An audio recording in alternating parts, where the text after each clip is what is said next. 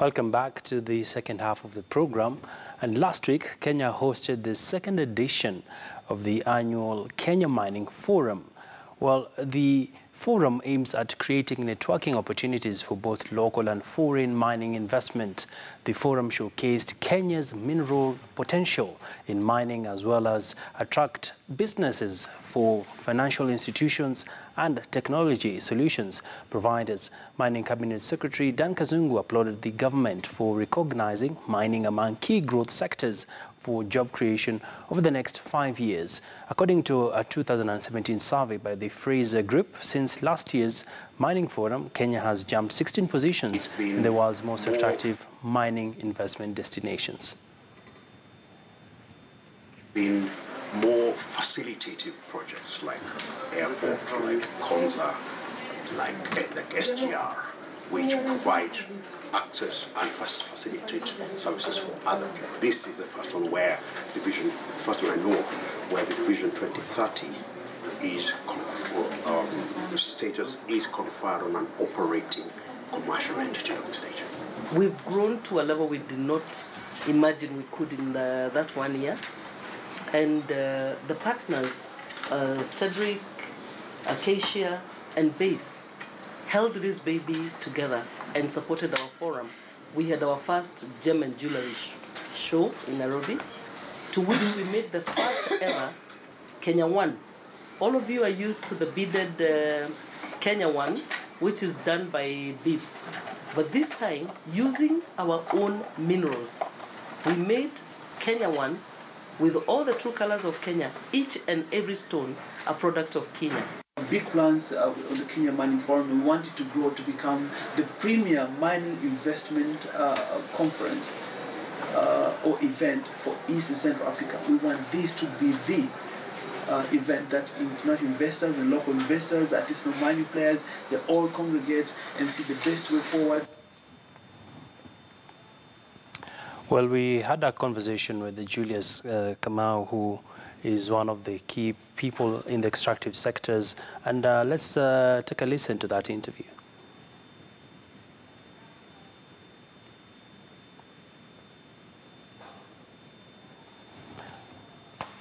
Well, a very good afternoon and welcome to KTN Business Today. We want to get into an interesting conversation that has defined headlines for a number of weeks now, and that was the Mining Summit, which happened last week in the country, and we want to explore this matter. And right now we're joined by Stephen Kuria, who is from the Kenya Australian Chamber of Commerce, and is also a mining expert, to just take stock of really what were some of the key highlights from this particular summit. Many thanks, Stephen, for joining us. All right, thank you, Mr. Akina. Nice to be here. I think starting with the summit went pretty well. A lot of speakers, and it's good for the first time to see international flavor in effort. And I think it's a good time now when you have seen the Mining Act being passed. Mm-hmm. So it was a good time to consolidate. And also the fact is that we are now seeing a good extensions of exploration of Acacia, mm-hmm. and also seeing what is happening in Kware with the base resources. So it's a good time to talk about the actual mining hub. The CS, Honorable Dan Kazungu, mm-hmm. Was quite clear that they want Kenya to become the mining hub of Africa. And the conversation is, what's a journey from where we are to become a center of mining hub? All right. Yeah. And Stephen, you've raised an interesting point that Kenya wants to be the mining hub. Mm-hmm. And looking at the sector currently, it contributes less than 10 billion shillings, mm-hmm. to the country's GDP. Mm-hmm. And if you were to compare this with countries like South Africa, mm-hmm. Ghana, Nigeria, mm-hmm. I mean, Kenya is not even scratching the surface. Mm-hmm. So really, where are we as a country when it comes to the extractives? What needs to be done so as to take it to the next level? Excellent question, and it's true. I'm based in Australia, Western Australia. Iron ore itself gives us 58 billion to Australian currency, or to our GDP. So here we see 1% of mining GDP for Kenya. Sure. So it's quite small, although there's a talk that we have grown to 9%. My view is that there's a lot need to be done, and to be honest, not just the high service. Places like Migori, there's a lot of minerals. We got granite in Vihiga. We need to have a good roadmap of how to get there.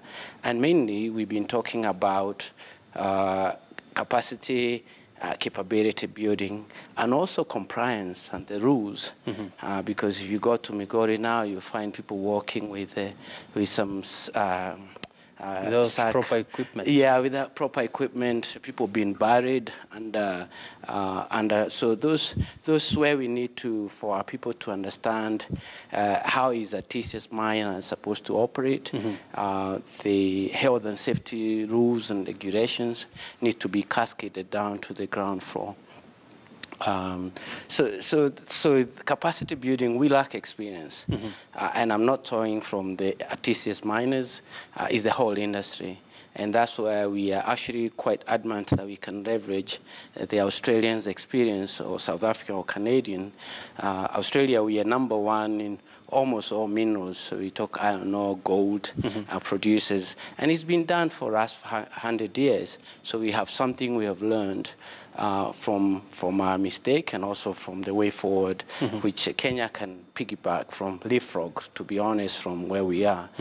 But going back to your questions, is that we stand high potential, but we have to get our strategy right. And this is some of the area I spoke at the conference. We have to have a strategy right. Then we have to have innovation, because Kenyans are very, very well in innovation, technology. The youngsters are picking it up. Sure. And then train our people. So it's a three-leg triangle that we have to work with it, and Australia does it pretty well. All right. Yeah. And Stephen, one of the big questions, of course, is right now, even as a country, we are yet to conclude the airborne survey to know how much of minerals we have and how to quantify this.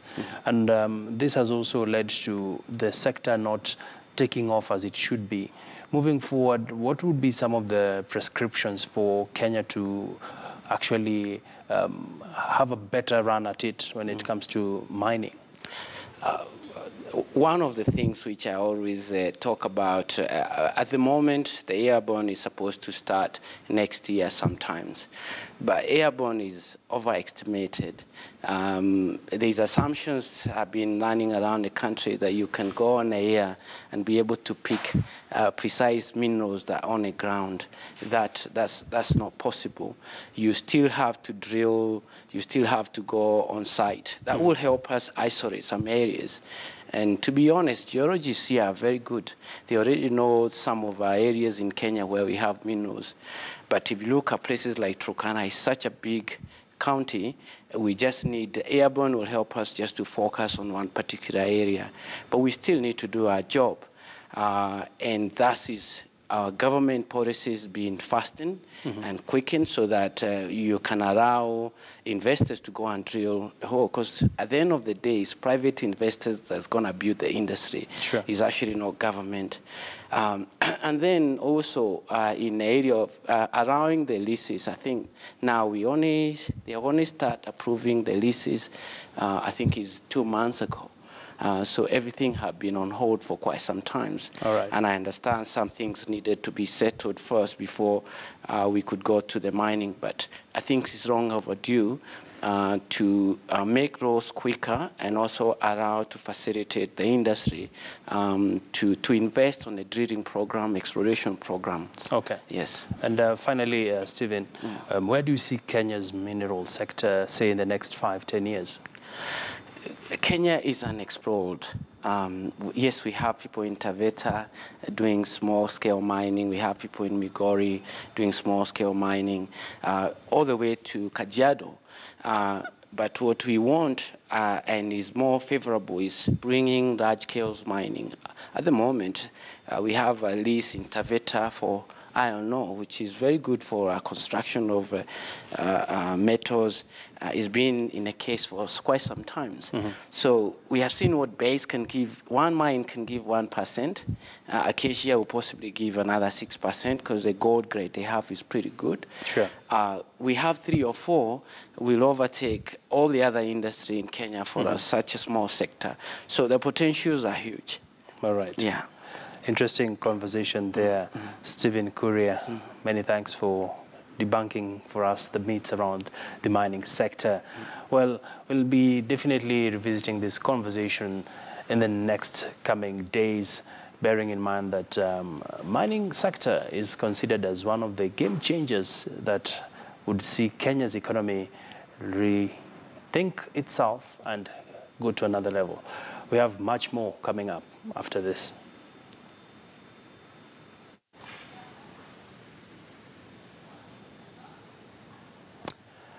Interesting conversation there. And of course, mining remains one of the key attractive sectors in Africa. Of course, Kenya is still working towards addressing this issue. Let's talk matters investments now. And a Global America furniture store chain, Ashley Home Store, has opened its second shop in Africa through its partnership with the Fair Deal Furniture Kenya. This is indicative of the continued appetite of the ever-dynamic Kenyan consumer trends. Ashley's Home Store is currently in more than 520 locations out of North America and 420 within North America.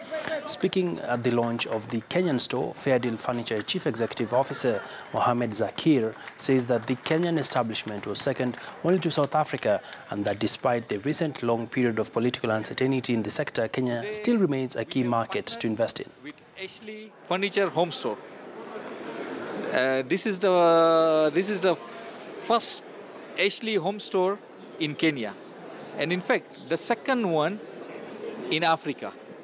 But all over the world, 753 store. Most of you must be knowing what is Ashley. Ashley is the #1 home furniture brand in the world. So we will get quality, we'll get affordability, and innovative. They're innovative. So we'll get new trends of furniture. And as today, Kenyan market is really growing.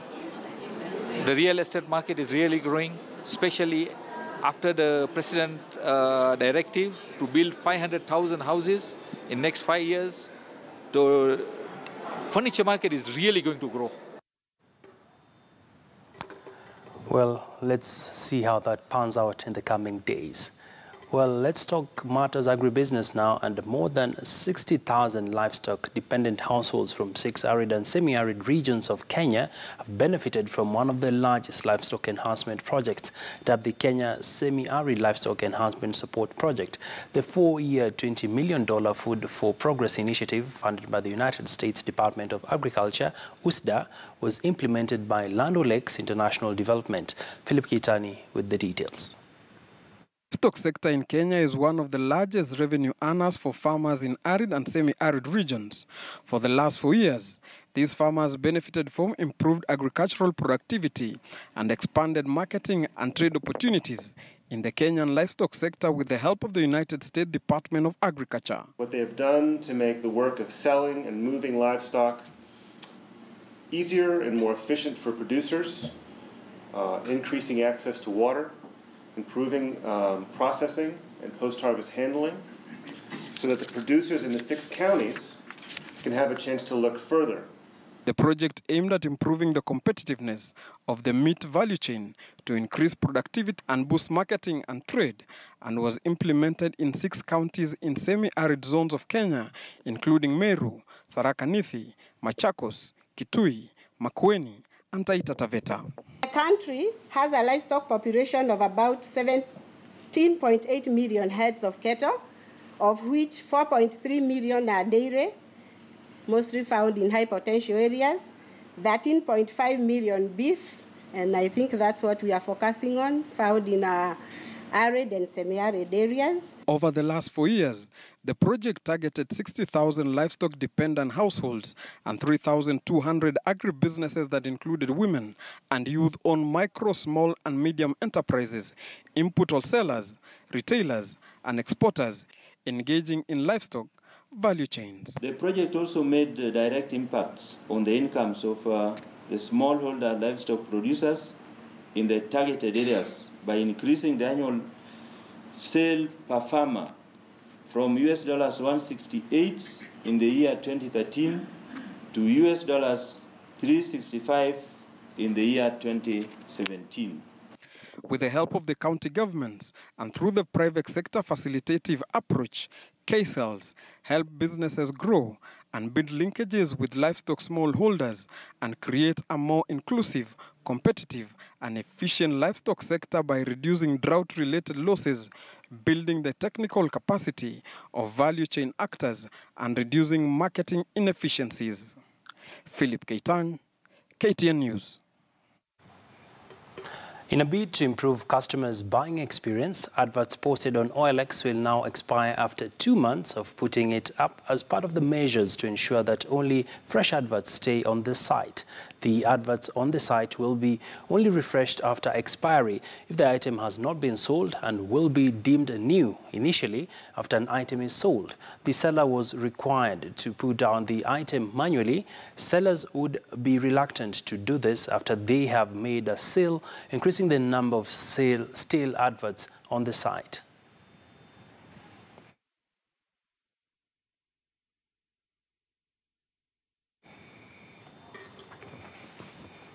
Indeed, a step in the right direction. Well, one of the key issues that has continued to define headlines is matters to do with environmental conservation. And we did speak to Julius Kamau, who is the Executive Director of the East African Wildlife Society, and here's that interview. Proposed.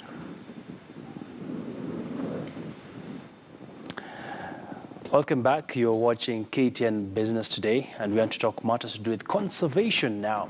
And one of the big issues that Kenya is currently facing is the rapid rising numbers of people coming to the urban cities, and this has put pressure on existing resources. One of the main resources that is an increasingly perishable commodity is water, and we want to get a perspective on where we are as a country, and we want to bring on board Julius Kamau, who is the Executive Director at the East African Wildlife Society. Many thanks, Mr. Kamau, for joining us. Thank you so much for hosting me. And from a conservation point of view, Kenya currently boasts of having the Mau Forest, which is a major water catchment area. And just walk us through where the Mau Forest replenishing project has reached so far. All right. First of all, is to appreciate that Kenya, we are so much blessed when you talk about the issues of forest, and we have critical ecosystems. One of them is, as you mentioned, Mau Forest. We have other four, water catchment areas like the Abadeas, Elgon, Cherangani, and Mount Kenya. And these are very critical ecosystems. However, in the recent times, there are a bit of pressure, regardless of the importance of this ecosystem, a lot of pressure from the human growth population, from development, and from people getting their livelihood around these areas. But yet, we have no choice than to conserve them because they are very, very critical. And that's why I think, in essence, the Constitution of Kenya today commits the country to drive its forest cover to 10%.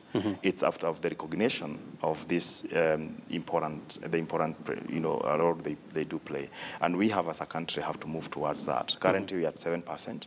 I think we need to move to the 10%, and actually more than 10%. All right.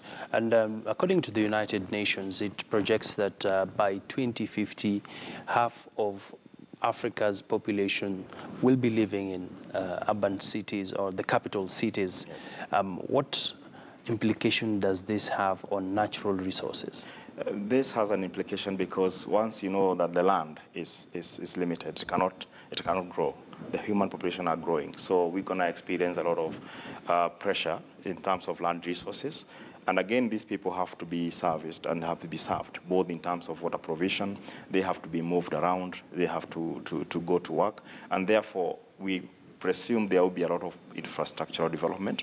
And the country, not only Kenya, even in the region, they're in the transition economy. They want to go to the middle-level income. That comes with in terms of demand for development. And therefore, it puts this country in a very interesting time where you'll have very many competing goals between development and environmental conservation. Sure. And therefore, that's an issue that we have to continue dialoguing and speaking to each other on how best can we develop, but yet be able to ensure environmental integrity. Because if we don't, then even what we are developing will also not be sustainable. So we have to have that conversation. Yeah. Speaking about environmental integrity, right now we are seeing the government is executing a number of projects in the water sector. We have the Twake Dam, we have the Bosto Dam in Bomet County, and all these sort of geared towards improving water security and ensuring that residents have access to water. But in real essence, we know that there's been a lot of hue and cry about the proposed dam in Bomet, that is the Bosto Dam. Perhaps what are the objections that have been raised, and why shouldn't the project take off as it should be? I think that's have been one of our strongest area, because we feel basically we are not against the development. But in everything that we do as a country, we must do it in the due process of the law. That has to be followed as per the Constitution. We also must appreciate the issue of participation of the public in every decision that is being made. And I think also we have to respect the other laws that do exist. For example, the Bosto Dam, before it is constructed, of course, it is required by law that an environmental impact assessment is done. And that was done. But again, the public participation was compromised. For example, I remember it's required by law that NEMA has to go into the press and announce the public to submit their comments 30 days. This time, NEMA did go to the public and the newspaper and printed this inviting comments from the public. But that didn't happen. The report was not made available to the public until only after 20 days, when we raised a voice with NEMA and they were able to upload that document into on the website. That tells you that people didn't have the full 30 days as required by law. They only had 10 days. How much can you do within 10 days?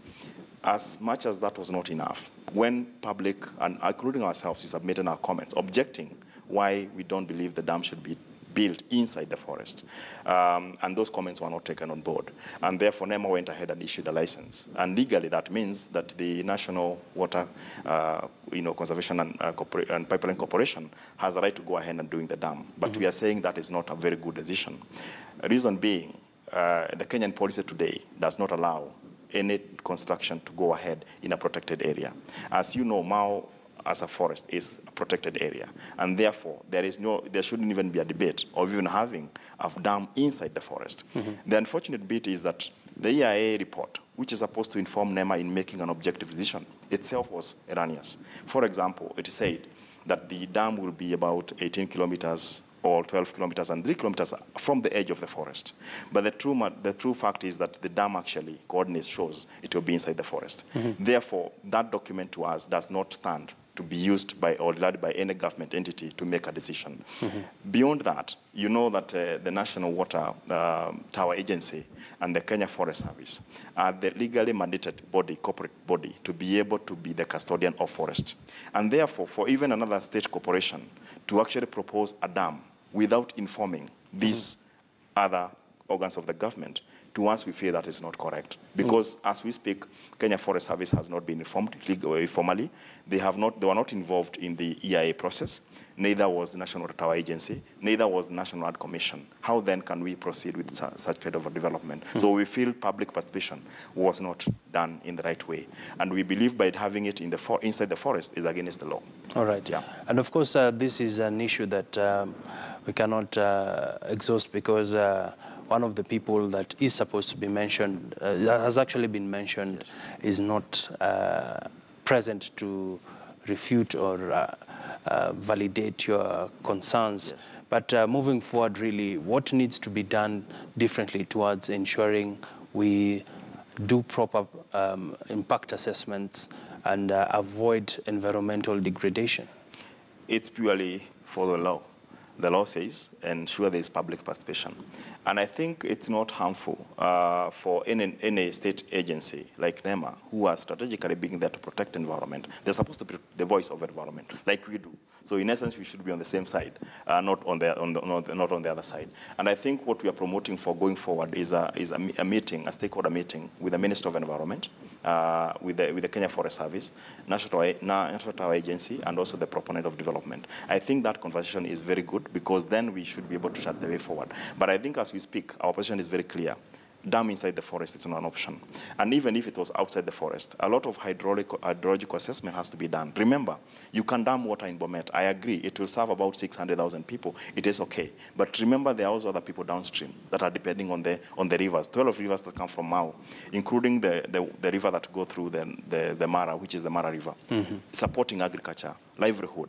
And even it's a transboundary issue because that water actually go and find its way in Tanzania and talk about the Serengeti ecosystem. So any development has to be conscious about the impact it would cause to the livelihood of people who are downstream and to their livelihood and to agriculture generally. So I think that's why we need to go for a wider consultation so that whatever decision is made, it is actually sustainable and doesn't compromise the interests of other people. All right. Many thanks, Julius Kamau, Executive Director, East Africa Wildlife Society, just talking to us in relation to matters to do with conservation. And indeed, this remains a topic up for further interrogation, especially that we are yet to hear from NEMA as well as the Bomet County in relation to this, but we shall definitely be pushing the agenda further. Well, that is that conversation on environmental conservation, and we definitely will be keeping the spotlights on that particular topic. Well, we're just about to wrap up the program, but we have an interesting story on brewing of beer. And around 44% of British bread ends up in the rubbish, nearly 900,000 tons a year. But a venture making beer from unused bread hopes to have found a delicious and sustainable solution to the problem. Take a look. We'll be getting that report later on, but that's where we want to wrap it up.